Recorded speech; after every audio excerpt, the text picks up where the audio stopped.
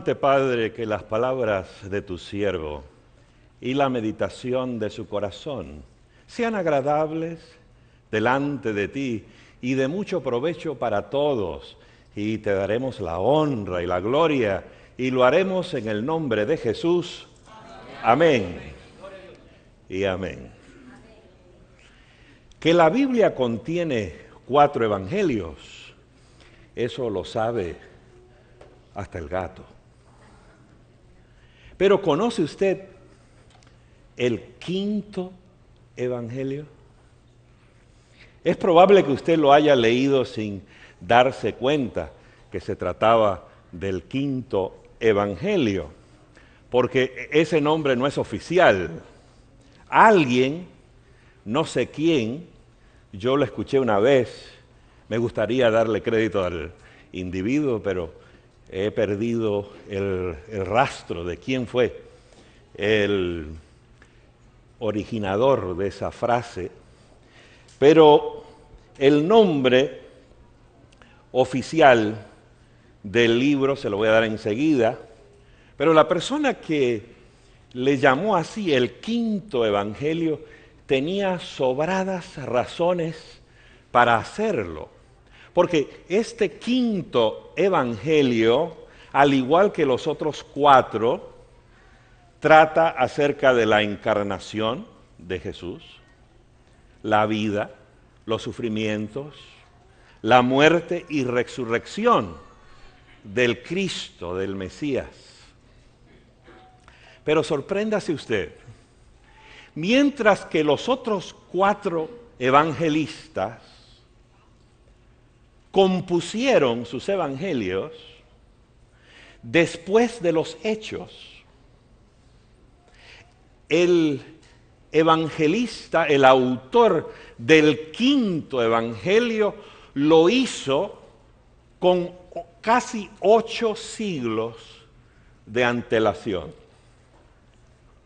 antes de los eventos, casi 750 y tantos años antes de que lo acontecido y narrado en los evangelios, los 4, él ya se anticipó proféticamente a los hechos. Por eso, 3ABN, muy acertadamente, qué feliz me hicieron cuando me pidieron presentar este tema en una serie profética, porque no hay profecía más importante, no hay profecía más linda, no hay profecía que alegre más el alma que aquella que apunta al Mesías, a nuestro Señor Jesucristo.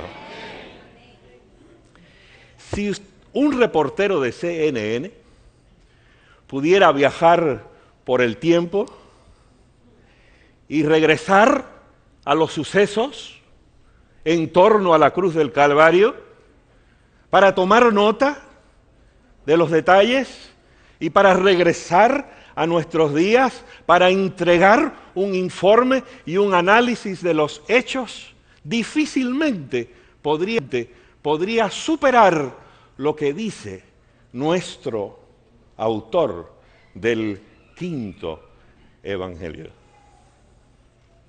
¿Que cuál es el 5º evangelio? Bueno, su nombre oficial es otro. Es el libro de Isaías el profeta. En especial, ese capítulo de capítulos, un capítulo tan maravilloso que debiéramos de cometer a la memoria. Isaías 53.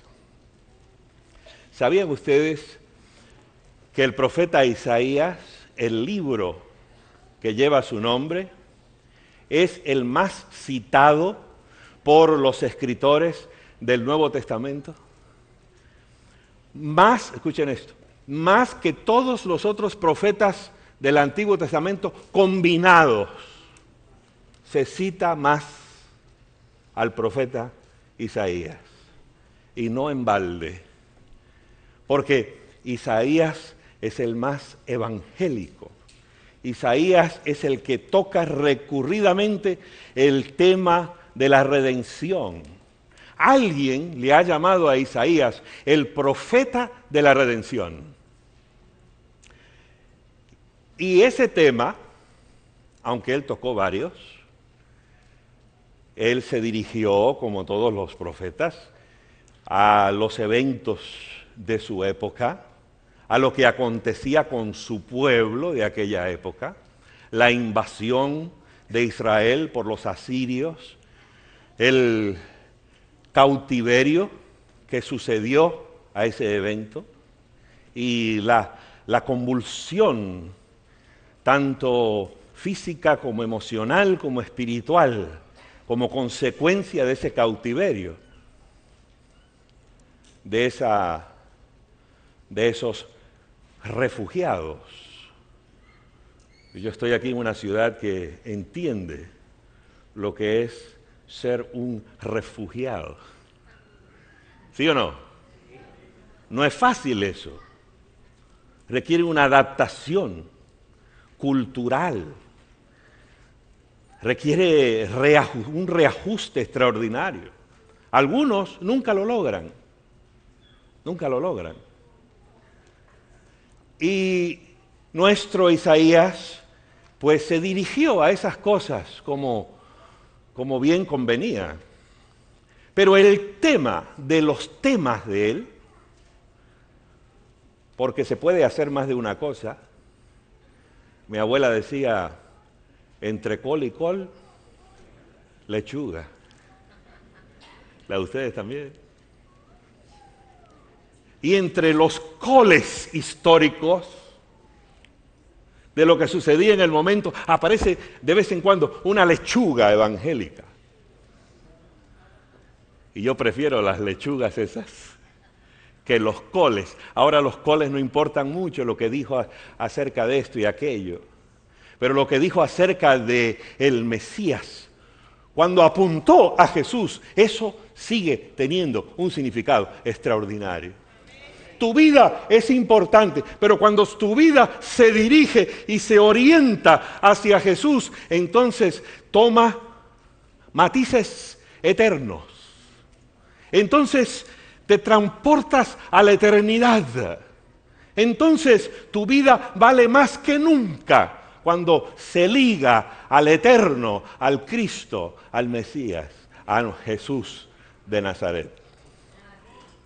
Y ese tema de la redención aparece desde el comienzo en Isaías. Hay un versículo que ha llegado a ser muy famoso entre los creyentes, que se encuentra en el capítulo 1, versículo 18.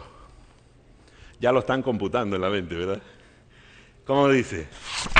Venid luego, dice Jehová, y estemos en cuenta, si vuestros pecados fueren como la grana, como la nieve, serán emblanquecidos. Si fueren rojos como el carmesí, vendrán a ser como blanca lana. Eso fueron buenas noticias hace 800 años. Esos son buenas noticias ahora. Esas serán las mejores noticias mañana. ¡Ay, perdón en Cristo Jesús! La blanca lana viene ¿de quién? Sí, de la oveja, de un cordero. En este caso del cordero que quita el pecado del mundo. No creo que se trate de una casualidad, John, el que Jesús, en una mañana de sábado como esta, cuando se le dio a escoger una lectura bíblica, escogió leer ¿de quién? De Isaías, del quinto evangelio. Y allá en aquella sinagoga de Nazaret, que lo tenían a él como el chavalillo aquel que había crecido allí, como alguien sin importancia. Pero recuerdan ustedes lo que declaró Jesús después de haber tenido su lectura. se encuentra en Lucas 4, versículo 21. Jesús dijo, hoy se ha cumplido esta escritura delante de vosotros. Tampoco es casualidad que antes de que se escribiera ni el primero de los 4 evangelios, aquel eunuco etíope que andaba en su carroza estaba leyendo un trozo de las Escrituras. ¿Qué estaba leyendo? ¿Ustedes estaban allí? Ah, no saben, sí. Sí, estaba leyendo, dice el pasaje del libro de los Hechos, estaba leyendo del 5.º evangelio. Estaba leyendo Isaías 53. Miren, noten. No estaban escritos los 4 evangelios, pero ya el 5.º evangelio estaba llevando almas a Cristo. Y en aquella época, los antaños no leían como leemos nosotros. Nosotros leemos en silencio. Si hay una persona hoy por hoy leyendo al lado suyo, usted no sabe qué está leyendo, a menos que vea la carátula. Una vez yo estaba leyendo, había una dama sentada al lado mío en un aeropuerto. Y yo estaba leyendo, modestia aparte, un libro mío. Se llama 10 promesas milagrosas. Y como iba a tocar un tema de ese libro, que es sobre los mandamientos, lo estaba repasando. La dama, como yo lo tenía así, ¿qué vio? La portada. ¿Usted estaba allí? No, sí. Vio la portada, la leyó, la vio. Y me dijo, ay, mira, John, me dijo, cómo me gusta ese título. 10 promesas milagrosas. ¿Dónde consiguió usted ese libro? Le dije, ¿mi libro? Le dije, no, usted está equivocada. Este libro es suyo. Y se lo di. Ay, ¿de veras que me lo va a regalar? Sí, con el mayor de los gustos. ¿Y quién es usted? Y cuando le dije mi nombre y lo vio allí, ay, si usted es el autor, fírmemelo y dedíquemelo. Se lo dediqué. Pero en aquella época la gente leía en voz alta. Por eso Felipe supo lo que leía el etíope. Por eso cuando Jesús escribió en aquel polvo en torno a aquella mujer condenada por la gente, Jesús empezó a escribir ahí los pecados de los circunstantes. ¿Y qué hacían? Lo leían en voz alta y empezaron antes de que lean mi nombre, yo me voy. Sí, pues. Ahora bien, hagamos como Felipe y hagamos como el etíope, porque esto vale la pena. ¿Qué pasó con el etíope de paso? ¿Cuál fue el efecto que surtió la lectura de Isaías 53, explicada por el Espíritu Santo y Felipe? El hombre se convirtió, vio allí retratada en las páginas de ese capítulo glorioso, halló a su Mesías. Yo quisiera que en los minutos que quedan en esta mañana, algún televidente, alguien acá, se encuentre con su Mesías. Vamos a empezar a estudiar. Lo primero que debemos notar de Isaías 53 es que Isaías 53 no empieza en Isaías 53. Recuerden ustedes que los capítulos y los versículos fueron añadidos ¿cuándo? Muchos años después, para ayudar a la retentiva y para que se puedan citar los versículos. Pero Isaías no tuvo que ver nada con eso de los capítulos y los versículos. Así que si usted tiene una Biblia que es un poquito más que les suple algunos poquitos de estos detalles, usted va a notar que en Isaías 52, versículo 13, empieza este pasaje. Un pasaje que algunas Biblias lo identifican como el sufrimiento o los sufrimientos del siervo de Jehová. ¿Cuántos tienen una Biblia que lo indique? Sí. Así que empieza en 52, 13, dice aquí, he aquí mi siervo, será prosperado, será engrandecido y exaltado, será puesto muy en alto. Pero eso también tiene un significado, fue puesto en alto. Sería una cruz, pero fue puesto en alto. Como se asombraron de ti muchos, vamos a ver por qué se asombraron. De tal manera fue desfigurado de los hombres su parecer, y su hermosura más que la de los hijos de los hombres. Así asombrará él a muchas naciones, los reyes cerrarán ante él la boca, porque verán lo que nunca les fue contado y entenderán lo que jamás habían oído. ¿Quién ha creído a nuestro anuncio? ¿Y sobre quién se ha manifestado el brazo de Jehová? Subirá cual renuevo delante de él, y como raíz de tierra seca, no hay parecer en él, ni hermosura. Le veremos, mas sin atractivo, para que le deseemos, despreciado y desechado entre los hombres, varón de dolores, experimentado en quebranto. Y como que escondimos de él el rostro, fue menospreciado y no lo estimamos. Esta primera sección le estoy llamando un Mesías sin atractivo mundanal. Pero esta porción de las Escrituras ha dado lugar a una idea errónea, a una interpretación equivocada. Y yo desearía, con el poder de Dios y la iluminación del Espíritu Santo, relegar esa idea errónea al basural de la historia. Ojalá que no la lea en ningún otro artículo o periódico o revista, porque es una equivocación muy grande. La idea es que ese pasaje que leímos indica que Jesús no era atractivo, digámoslo por lo claro, que era feo.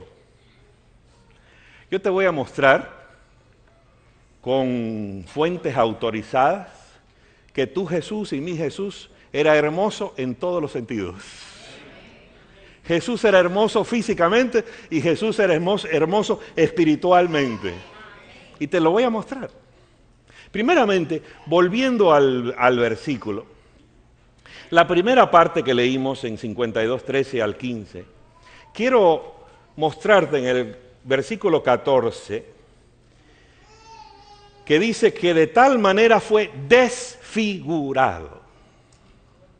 ¿Qué pasó con Jesús? Fue desfigurado. Es decir, tenía una figura y fue desfigurado. Acuérdate que este pasaje se titula Los sufrimientos del siervo de Jehová. Yo le diría más bien los sufrimientos del Mesías. Cuando tú sufres, tu rostro cambia, ¿sí o no? Mientras más horrorosa la experiencia de tu sufrimiento, más se demacra tu rostro. ¿Se entiende eso? Jesús fue desfigurado, perdió su hermosura en los sufrimientos, en los dolores, en los horrores del Getsemaní y la cruz. Además, en el capítulo 53, los otros versículos que leímos recién, dice que no hay parecer en él, ni hermosura, le veremos, mas sin atractivo para que le deseemos. Eso tiene otro significado, los dos son correctos. Significa que el Mesías sufriente no tenía atractivo para la gente que quería otro tipo de Mesías. Ellos querían un Mesías napoleónico. Ellos querían un Mesías que llegara y derrocara el yugo romano. Ellos querían un Mesías triunfante. Ellos querían un Mesías militarista. Ellos querían un Mesías que le devolviera a Israel la gloria que tuvo en la época davídica y salomónica, y más aún allá. Porque los creyentes de aquella época confundían la primera venida de Cristo con la segunda. La juntaban en una mezcolanza. Aquí conviene el consejo de mi abuela. Decía, juntos pero no. Ah, la de ustedes también. Juntos pero no revueltos. Lo que dice la Biblia sobre la primera venida de Cristo es una cosa. Lo que dice la Biblia sobre la segunda venida de Cristo es otra cosa muy diferente. Y este pasaje, el quinto evangelio, trata acerca principalmente, aunque hay unos versículos al final que veremos, que se remontan a la eternidad, pero principalmente trata sobre lo acontecido con Cristo en su primera venida. Pero como esto es tan importante, yo no lo quiero dejar a mi opinión, John. Yo quiero citar gente más sabia que yo. ¿Sí me permiten? No desayunaron, parecen. ¿Sí? ¿Qué les parece si cito el deseado de todas las gentes? No se ofende nadie. Para mí es la biografía fuera de los 5 evangelios. Es la biografía más maravillosa que hay de Jesús, ¿no creen ustedes? En la página 34 del deseado de todas las gentes dice, su organismo físico, hablando de Jesús, no era afeado por defecto alguno. No había nada en el rostro de Jesús que usted diría, ay, la nariz es muy larga, muy corta, los labios son muy finitos, la quijada es muy larga o está un poquito virada para allá, no sé. No había defecto en él que alguno. Era un ejemplo de lo que quería Dios que fuese la humanidad. Era sano y fuerte. En la página 219 del mismo libro, Deseado de todas las gentes, ella dice que habían 3 cosas que atraían a la gente a Jesús. ¿Cuántas cosas? 3. No se me duermo. ¿Cuántas cosas? 3. Ok. Primera, sorpréndase usted. Yo no, pero sorpréndase usted si cree lo contrario. La hermosura de su rostro. Ay, qué pocos amenes. La hermosura de su rostro. ¿Cómo era el rostro de Jesús? No diga lo contrario, por favor. La hermosura de su rostro. Segundo, la amabilidad de su carácter. Tercero, sobre todo el amor expresado en su mirada y su tono. Atraían a él a todos aquellos que no estaban endurecidos por la incredulidad. Yo estoy recalcando este punto simplemente porque estoy cansado de escuchar y de leer que mi Jesús era feo. Jesús no es feo. La hermosura de su rostro era una de las cosas que atraían a la gente a él. No lo digo yo, lo dice el deseado de todas las gentes. Y en un manuscrito, el 33 del año 1911, después de citar los versículos que acabo de leer en Isaías 53, 1 al 3, dice ella, estas palabras no significan que Cristo era en persona inatractivo. Y después dice que en los ojos de los judíos Cristo no tenía belleza porque ellos esperaban un Mesías que viniera con despliegue de gloria mundanal. ¿Está claro? Muy bien. Y su parecer fue desfigurado. Scofield, que se remite al hebreo para dar la explicación de Isaías 52:14. Dice, el significado literal de Isaías 52:14 es espantoso. Su aspecto fue tan desfigurado en su forma humana que su apariencia no era ya la de un hijo del hombre.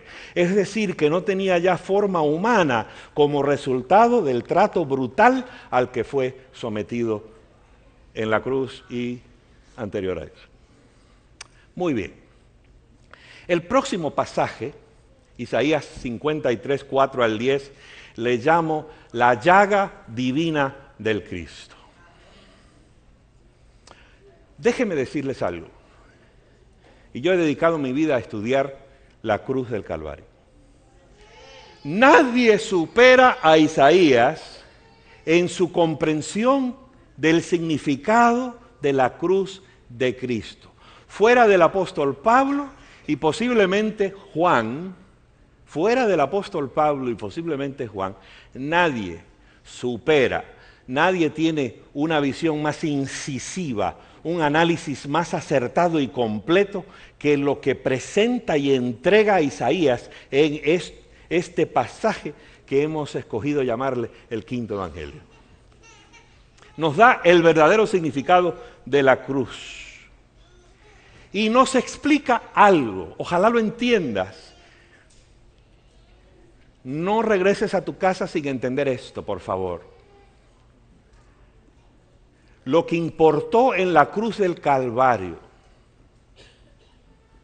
lo que atañe a tu salvación y a mi salvación, no son las llagas, plural, que recibió Jesús. No fue el trato al que fue sometido por la soldadesca romana. No fue lo que hicieron los demonios que estaban allí. No fue el resultado de la mofa y las burlas de aquella turba incauta. Escucha esto, ni los demonios, ni los soldados romanos, ni la turba contribuye ni un ápice a tu salvación y a mi salvación. ¿Estamos claros? Lo que hace el demonio no te salva a ti. Jesús fue entregado a ellos y ellos hicieron con él como quisieron. Pero Isaías es claro, clarísimo como el agua, al indicar que fue lo que Dios hizo. Fue el trato, la relación de Dios y Cristo, del Hijo y el Padre, en la cruz lo que nos salva a nosotros. Pablo lo dice en 2 Corintios 5, 19 y en un montón de otros lugares. Dios estaba en Cristo, reconciliando consigo al mundo, no tomándoles en cuenta a los hombres sus pecados. Fue lo que Dios hizo. Isaías lo pone así, dice que la gente pensaría que el Cristo estaba siendo herido por Dios. ¿No lo dice? Herido por Dios. Tenían ellos sobradas razones bíblicas para creer así. En Deuteronomio capítulo 21 está la explicación. Ese capítulo dice que si un criminal, en su último momento, antes de ser apedreado, que era el método más semítico, hebreo, judío, de ejecutar una sentencia a muerte, no tenían la silla eléctrica, lo que hacían era apedrear a la gente. Que una persona, por mala que hubiera sido, en el último momento, si era sincero, podía orar, pedirle a Dios que interviniera, que lo perdonara y encontrar perdón y paz antes de morir. Amén. Pero en Deuteronomio 21, versículo 22, explica por lo claro que si esa misma persona estaba colgada de un madero, si la ejecución no era apedreamiento, sino crucifixión. Entonces esa persona no tenía esperanza alguna. Porque ser colgado de un madero, bueno, lo voy a leer, versículo 22. Si alguno hubiere cometido algún crimen digno de muerte y lo hiciereis morir y lo colgareis de un madero, no dejaréis que su cuerpo pase la noche sobre el madero, porque maldito por Dios. ¿Quién maldecía? Dios, no los demonios. Maldito por Dios todo aquel que es colgado de un madero. Ahora ustedes entienden por qué la turba aquella, lectora de las escrituras del Antiguo Testamento, por qué ellos reaccionaron como reaccionaban, porque ellos tenían evidencia bíblica de que Jesús estaba haciendo ¿qué? Maldito por Dios. Lo tuvieron por herido de Dios y abatido. Pero lo que no entendieron ellos, lo explica Isaías. Lo que no entendían, sí, Jesús estaba recibiendo la condenación de Dios, la maldición de Dios. Pero lo que no entendieron está en Isaías 53, verso 5. Mas él herido fue por nuestras rebeliones, molido por nuestros pecados. El castigo de nuestra paz fue sobre él. Y por su llaga, singular, la llaga divina, por su llaga, no las llagas. Ahí se equivoca la película de Gibson, donde da la impresión que todo ese maltrato fue lo que nos salvó a nosotros. No. El mismo deseado de toda la gente que cité anteriormente dice que Jesús casi ni sentía el dolor físico. Porque el dolor de la llaga fue tan grande, el dolor de pasar por aquel desamparo divino, el dolor de verse por primera vez en su sagrada y eternal historia, separado y desamparado por su Padre. Amigo, amiga que me escuchas por televisión y tú aquí, yo te puedo decir con una certeza extraordinaria que tú nunca, escúchame bien querido, querida, tú nunca vas a ser desamparado por Dios.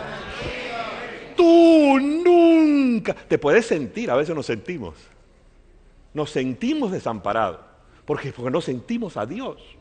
En tu noche negra, en tu noche oscura, no sientes a Dios, pero es un sentimiento, te lo aseguro, es un sentimiento nada más. Cuando Jesús dijo, Dios mío, ¿por qué me has desamparado? No era un sentimiento, era una horrorosa e infernal realidad. Porque el Padre tuvo que tratarlo como el peor de los pecadores. Por eso dice que con todo eso Jehová cargó en él, versículo 6, el pecado de todos nosotros. Aunque dice en el versículo 9 que nunca hizo él maldad, ni hubo engaño en su boca. Él era el inocente de los inocentes. Nunca hubo engaño en su boca y fue tratado como el peor de los criminales. Pero eso significa, querido, querida, lo repito, lo reitero, la repetición es la madre de la enseñanza. Te lo digo de nuevo para que te entre.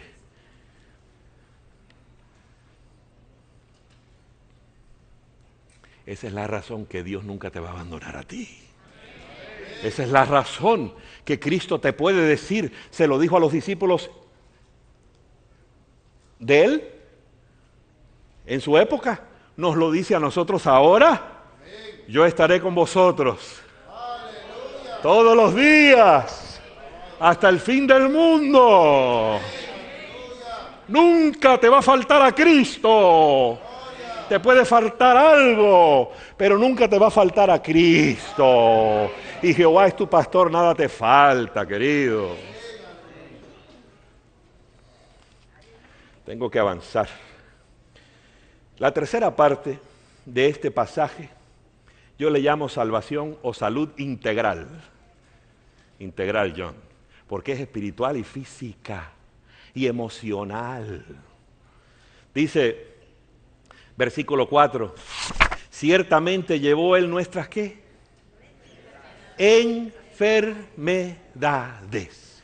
Sufrió nuestros dolores. El castigo de nuestra paz, versículo 5, fue sobre él y por su llaga fuimos nosotros curados. La palabra en el original es shalomenu. Viene de shalom. Shalom significa ¿qué? Nosotros en español tenemos una ventaja muy grande sobre los anglos. En muchos sentidos, pero en este en particular.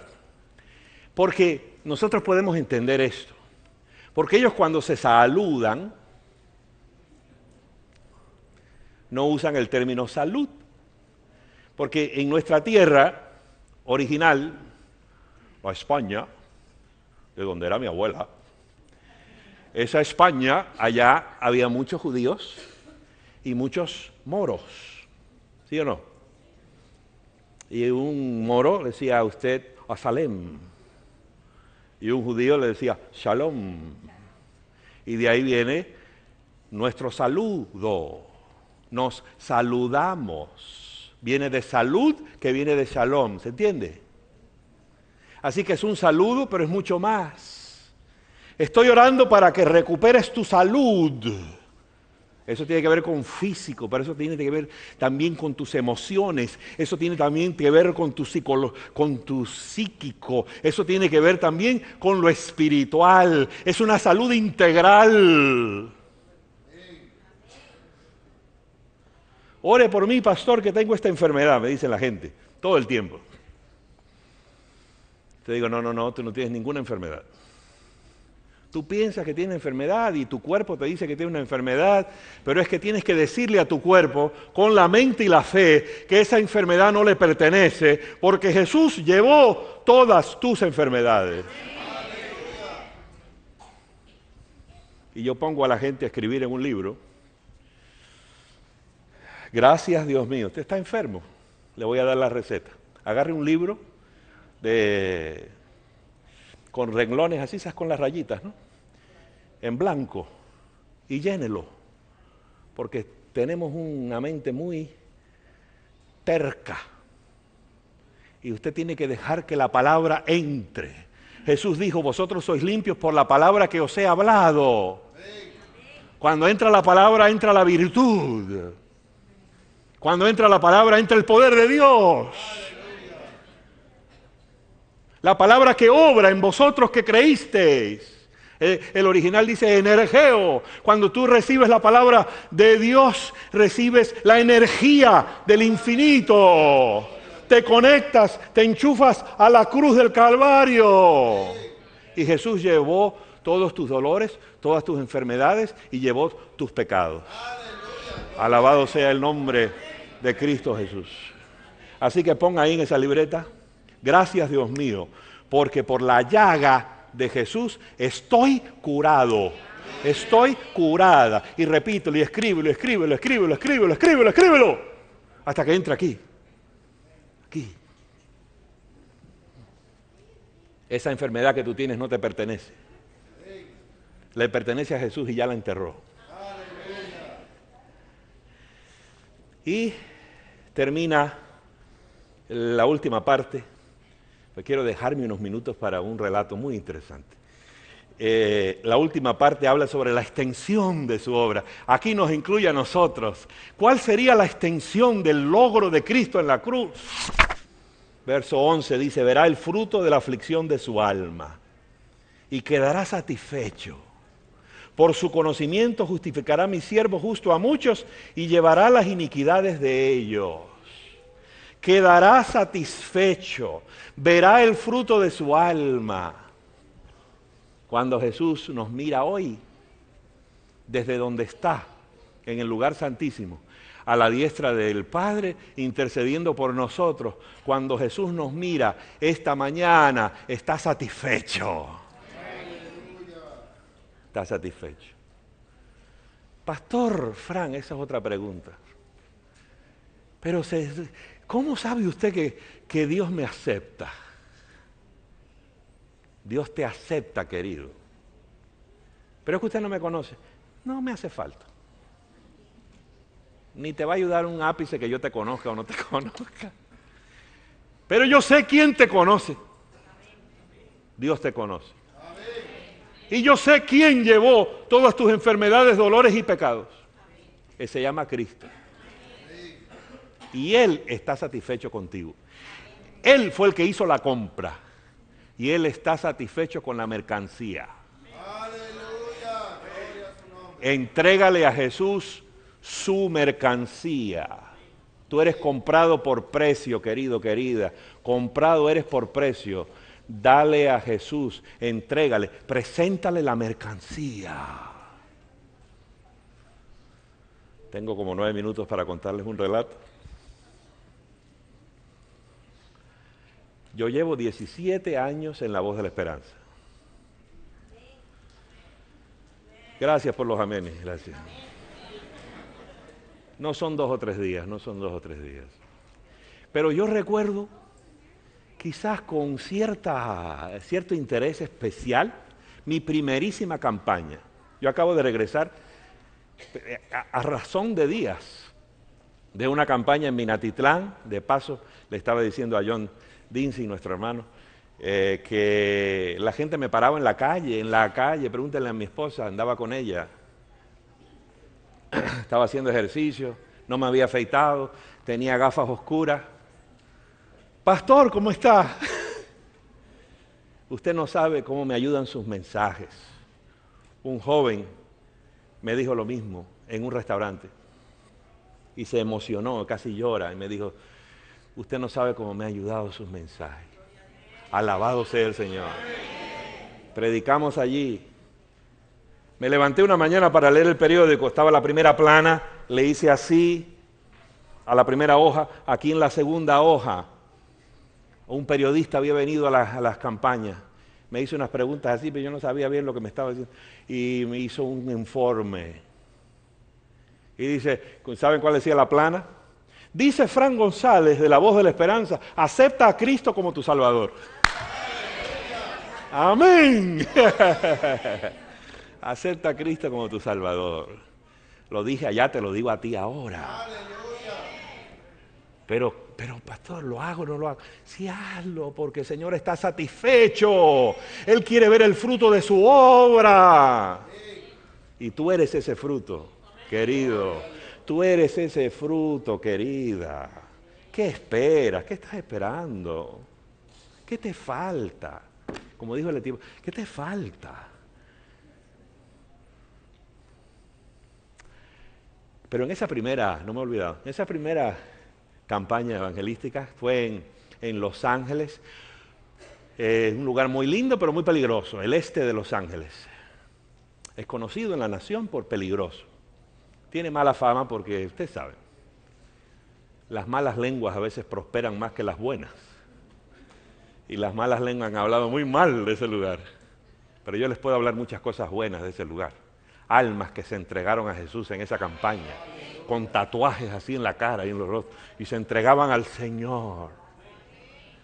Pero en la penúltima noche por ahí de las conferencias, una iglesia que tiene cupo para 2,000 personas, más o menos, 2,000, larga, más larga que ancha.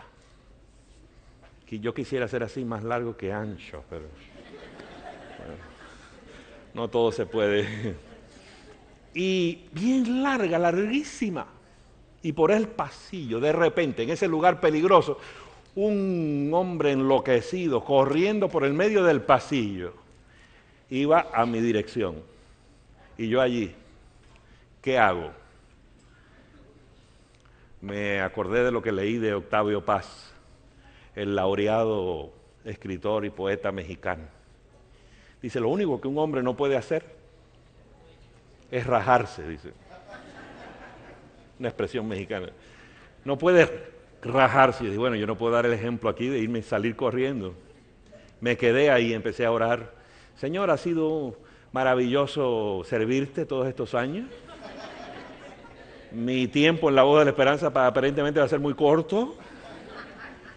Mi esposa, cuídala.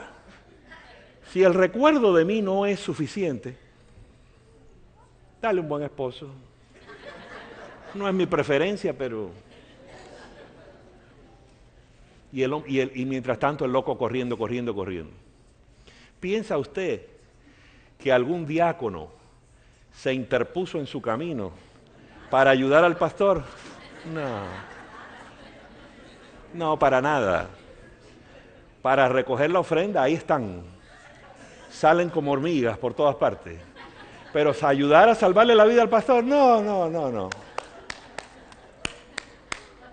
Todo el mundo un Pilato. Y yo dije, aquí bueno. Saltó nuestro loco a la plataforma de un salto. ¡Pum! Y entonces lo vi, chaparrito. Yo tomé boxeo y judo en Cuba. Yo dije, bueno, con este me defiendo yo. Porque es bajito y yo soy peso completo. Y dije, yo me defiendo con este. Pero lo miré así a ver si traía algo, un arma, Además estaba así sin nada, estaba con una camisita, no se le veía nada, no tenía bultos, no tenía nada. Pero me dijo algo que hubiera sido mejor que me hubiera tirado un tiro. Me dijo, pastor, deme el púlpito, yo quiero dar mi testimonio. Testimonio. Testidemonio será. Testimonio. Has venido aquí como un loco y quieres que yo te ceda el púlpito. Lo pensé, no lo dije, porque los pastores pensamos las cosas, no las podemos decir, nos mordemos la lengua. Mordí la lengua.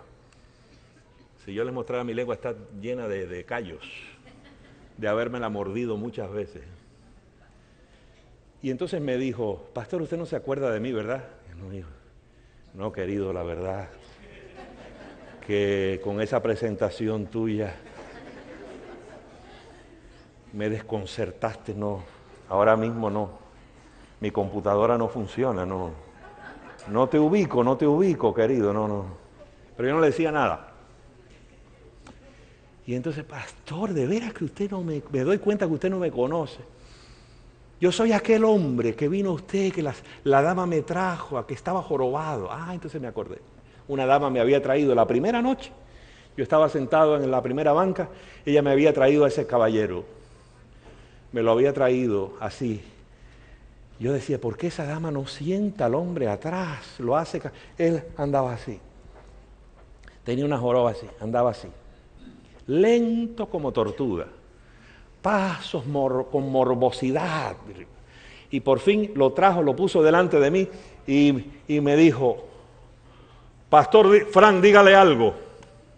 Dígale algo, pensé yo. ¿Qué le voy a decir a este pobre? Y aún si se lo digo, ¿qué poder tienen mis palabras? Pensé yo, ¿no? Pero estaba pensando. Y el silencio se hizo incómodo para la dama. Y la dama me dijo, en un tono más subido, pastor Frank, dígale algo. Y yo pensé en mis adentros, querida, hay dos mujeres que me pueden hablar en ese tono. Mi madre y mi esposa, y tú no eres ninguna de las dos. Pero no se lo dije, me mordí la lengua otra vez. Y entonces yo empecé a pensar, Señor, si tú le dices algo, ¿qué diferencia? Entonces era yo diciéndole al Señor, Dios mío, dile algo. Y el Señor me puso una frase en el cerebro enseguida. Cuando tú le pides ayuda a Dios, Él te la da. Y me dio una palabra, yo sabía que era palabra de Dios. Dijo, y le dije al hombre, mira, tengo una palabra de Dios para ti, la misma que te digo a ti. Busca primeramente el reino de Dios y su justicia y las demás cosas os serán añadidas. Y el hombre se fue a su asiento y yo lo vi todas las noches leyendo la palabra de Dios y después estaba ahí conmigo al lado. Y le dije, adelante querido, da tu testimonio. Y dije, mire, ustedes me vieron, porque había venido aquella noche con costras también por todo su cuerpo, además de estar jorobado. Miren ahora, ustedes me vieron, miren cómo estoy ahora, miren cómo estoy. Porque por la llaga de Jesús fuimos curados. Entrégate a Jesús, querido, y yo te diré en su nombre, Dios te bendiga y te guarde. Haga resplandecer Dios su rostro sobre ti y tenga de ti misericordia. Dios alce a ti su rostro y ponga en ti shalom, salud, paz.